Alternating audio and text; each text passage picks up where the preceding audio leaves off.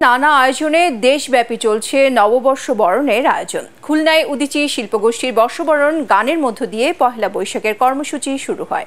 নগরীতে মঙ্গল শোভাযাত্রা ছাড়াও বৈশাখী মেলার আয়োজন করা হয়। চট্টগ্রামে সকাল থেকে ডিসি হিলের সম্মিলিত রবীন্দ্রসঙ্গীত পরিষদের উদ্যোগে গান আবৃত্তি সহ নানা আয়োজন চলছে।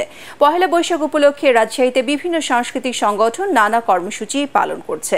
কক্সবাজারে জেলা প্রশাসন ও সম্মিলিত সাংস্কৃতিক জোটের উদ্যোগে মঙ্গল শোভাযাত্রা, সাংস্কৃতিক অনুষ্ঠান ও বৈশাখী মেলা বসেছে।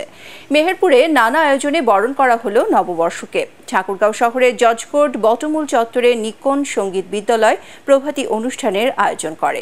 12টি জনগোষ্ঠীর অংশগ্রহণে বর্ণিল আয়োজনে বান্দরবানে পালিত হচ্ছে বাঙালি চিরায়ত বর্ষবরণ পহেলা বৈশাখ।